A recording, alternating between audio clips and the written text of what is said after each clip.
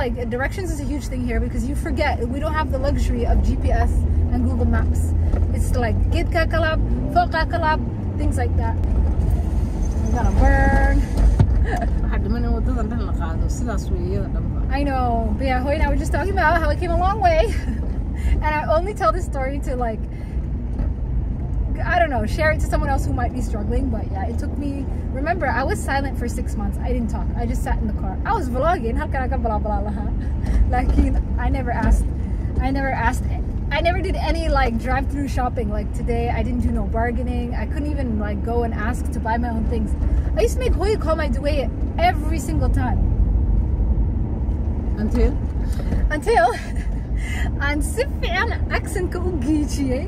At least from my address, I could say halka ka solab, kamar kat gatit, halka kan lab, you know? Then I feel like when you're able to tilmam your own dawaya is when you know you made it. You're good. You are good. After that, inside out, yeah. Tilmam. Look at this. I never get over this when I drive through Burta Kalache. They literally split the mountain to make a road. This is the farm. Yeah. We are just headed out to the farm. Felt like chatting today, but we're gonna go do some work, some plumbing. Skirijiva. Still will forever be my favorite Somali word. Actually, I found a better one. Muskahatuchi is my new favorite thing. But askari jifa for a long time, that would just crack me up. So the speed bump is called askari jifa, which is literally sleeping police.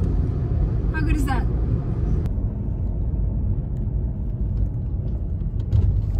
This road out to Arabsia got fixed so fast.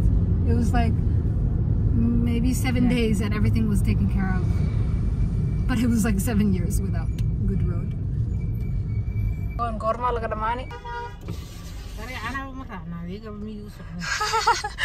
You want a break from driving?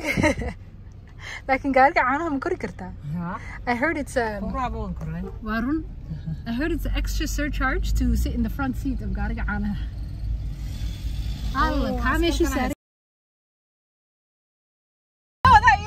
That was like the best moment ever where the officer like saluted us. It's such a tough call between like film the officers because you know they're gonna be nice, but if there's a camera, like sometimes they won't. But anyway, that was cute. But if you woman driving, oh yeah, you have the privilege. Yep. Over everyone. Camera that never has the privilege, right? If you're a woman with a camera wobble, finish.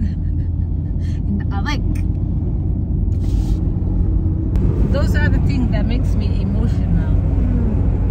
That when the officer sees you and salutes you and says, "Go ahead." I know. It gives me a goosebumps. Like where we came from. Yeah. That you are nobody, and here you are somebody. Not because of the cameras, not because of YouTube. Mom's like literally speaking from her heart. The 3 years before I got here, that's the same way she was being respected by people. It's really heartwarming. Hope you all get the chance to come real soon. It's high season, it's summer. If you're spending your summer over there and you didn't come, what are you doing? It's high season, come on. Yes, it's small steps. Start from visiting your country. Even but visit. Yeah. Don't forget, don't be away more than 3-4 years. And bring good sunglasses because yeah, they're gonna crack if I show them I have glasses under my glasses. I think they can see the glasses on top of the glasses. We lost them. Mom had a little piece on top, but we lost it. So hopefully we'll find it on our upcoming trip. Yeah, and you have to be a creative. That's where I got the creativity from. And you cannot be putting music on your videos. You have to be halal. Halal so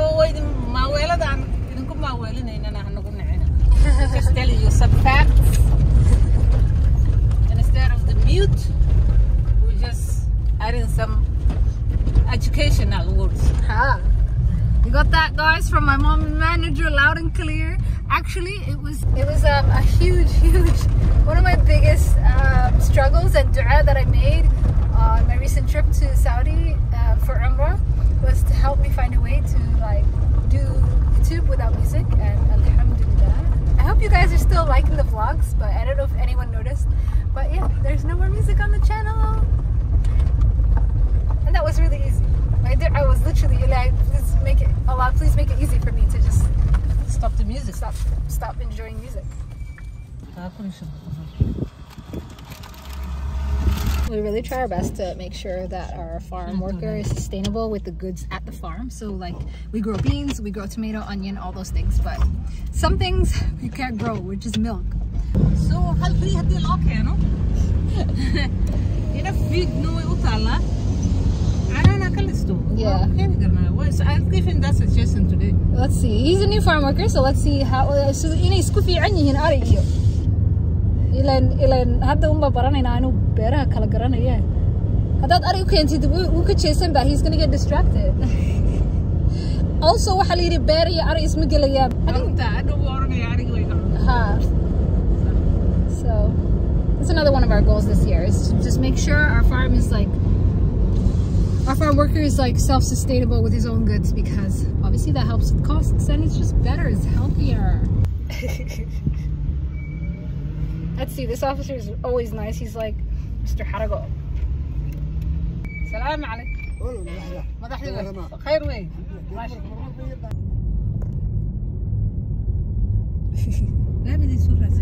They like they waxay jecel yihiin raaxada, ma garanaysaa. Xaggaas u eegay sidii in la woman who else think xagee u jooga doorka markay u leexanayna. I know. And we're staring at him because his vehicle is so tall, it looks like it's gonna tip over. We forgot what we attracted more attention. Women driving into the wilderness. Just headed to a farm.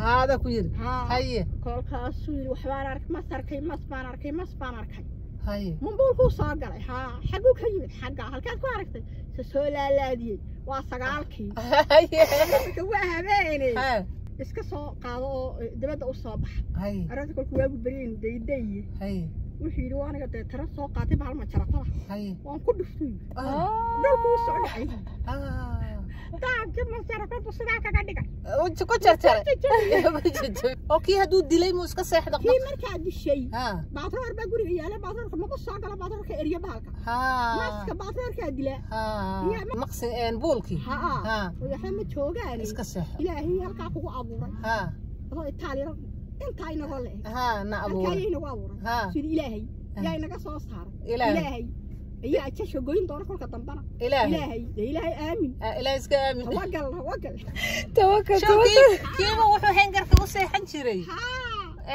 إن مسكوا هلك أنا سوق لي كرين أيوه wow, talk of the town today is the snake, Neo. Oh my gosh, she's like literally, have you ever seen a snake in real life? And I was like, yeah. Okay, well, that's the only thing that they've been talking about all day today. Can you imagine? Oh my god,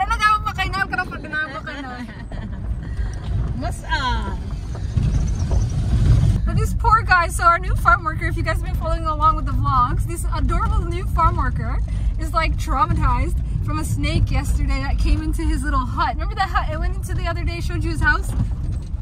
That's a nightmare. But she said he lives in the greenhouse now. Yeah, we were so annoyed when they were sleeping in our greenhouse. I was like, don't you have a house? And now it makes sense. That's a tough environment. Wow. Oh, he's gonna go away now.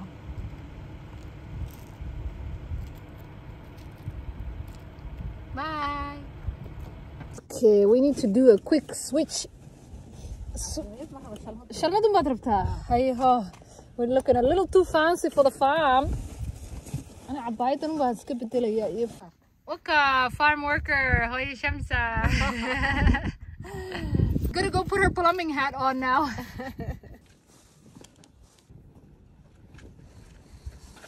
There.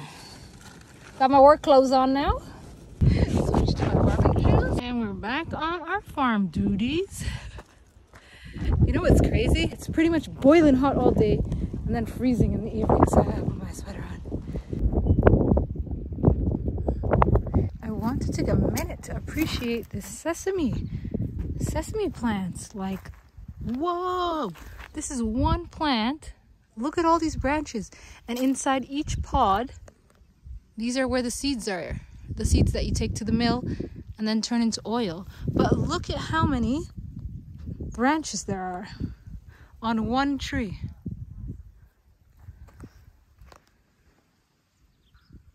So we've got a whole field of them, but those are water deprived, so there's not much success rate there.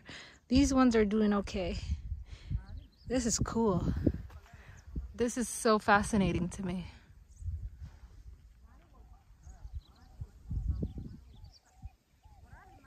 So this is the snake safe haven.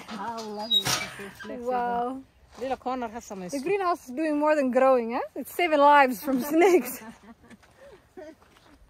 It's a home to people. Our cilantro has started flowering, so it's gotta go, Yeah, I just see like this huge colony of something marching over here inside the greenhouse. What on earth? Is it the awar from the manure? Wow.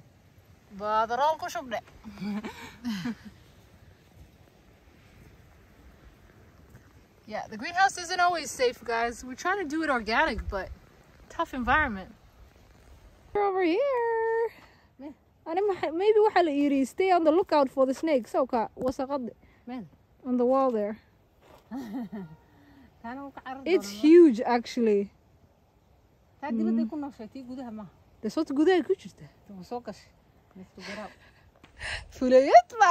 telling you, you tell me what one bug, I'm gonna see everything. I'm on the lookout, my eyes, I see you.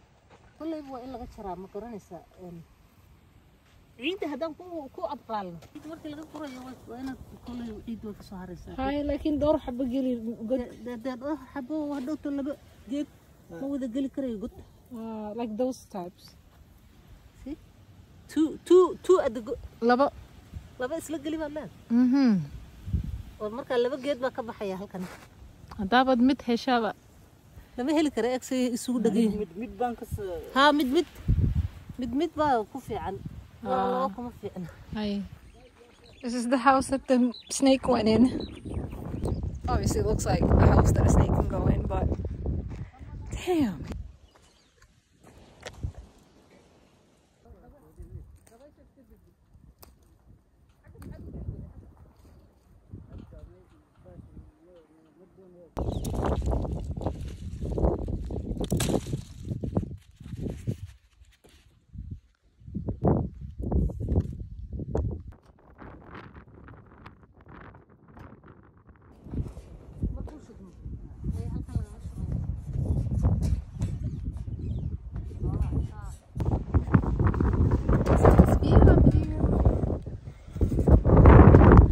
Literally see the bird eating my peppers. Birds eat peppers.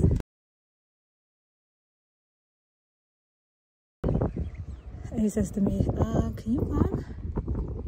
Yes, I can do that. It's easier than starting. It's really a headache to start that thing.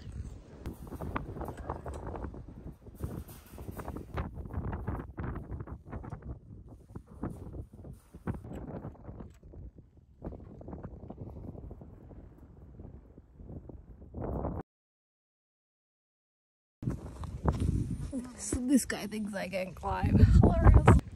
So to start the motor, it needs 3 people. One to turn it on and one to hold it into the ground.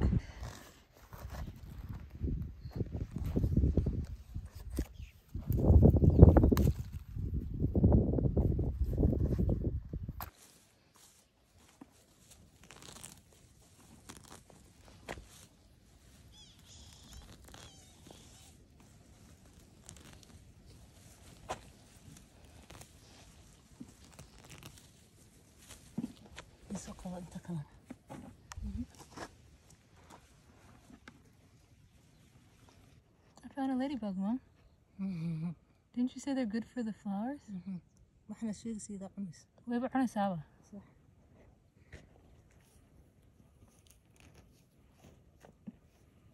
باشا دي بدها إن العقل كبحية ما قرر لا عقد دولار بيكبحية ما شاير بكم ساقة ما سوا يمكن ما نيبيه كان درنا ساقة والله بدي من بميدا جاري والله دي بدها قرارات بيكو حلال وكو صدرا يعني مرينك باك الدنيا مريكا كدوني ها maraykanka haa dadka wax beeranaya ayaa oranaya qofka bahasha haya ii soo dir waa loo soo diray lacagna way ka bixinayaan ha soo halkan ay ka buuxday lacag ka samaysanay wuxuu cunaa waxaan bahalka ka cunaya iyagana waxay diidayaan waxanay ku buufinayaan marka bahashaas si natural u cunaysa waxanay buufinayaan sun ahaan bay u rabaan sunna ma hay laakiin wuxuu ka cunaa bahalka wax ka cunayo ka sii cunaa